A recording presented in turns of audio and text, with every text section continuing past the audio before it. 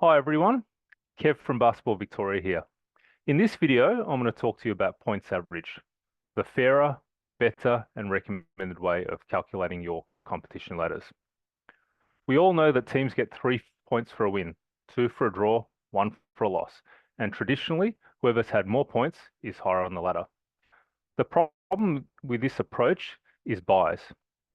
If a team has more buys, they play fewer games in the season and have fewer opportunities to earn points to get into finals.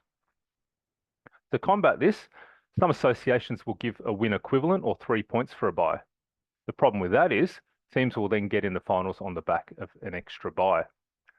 This is where points average comes in and is really beneficial.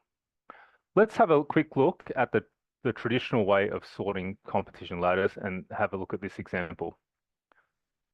The green team has played one more game than blue. Both have won the same number of games, but green has got one more loss. But because they've played that extra game and got the extra loss and got 1 point for that loss, they've got more points than blue. If this was the end of the season and it came down to a scenario like this, it's a bit unfair that blue misses out on finals because they've played one less game than green. Enter points average. With points average, teams still get 3 for a win, 2 for a draw, and 1 for a loss. But the big difference here is teams aren't sorted by who has more competition points. The ladder is sorted by points average, which is total competition points divided by the number of games a team has actually played. So a team is not disadvantaged if they've got more buys, they're judged on the games that they actually played.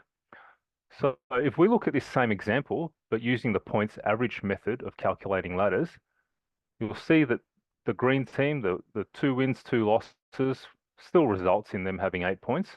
Blues, 2 wins and 1 loss still results in them having 7 points. However, we're not sorting the ladder by points. We're sorting the ladder by points average. With points average, as mentioned before, you're judged on your total points divided by the number of games you actually played. In this case, blue has played fewer games, has the same number of wins, has 1 less point, but has a higher points average than green. Green, by virtue of playing that extra game, have a higher denominator and are judged more harshly than blue, and therefore have a lower points average than blue. Not only is points average beneficial when there's an uneven number of buys, it's really handy when a team joins a competition midway through the season or during regrading. With regrading, if a team's moved from one grade into this particular grade, you no longer need to bring their results with them. When you do that, it's potentially unfair because those results have been attained in another grade, whether that be higher or lower.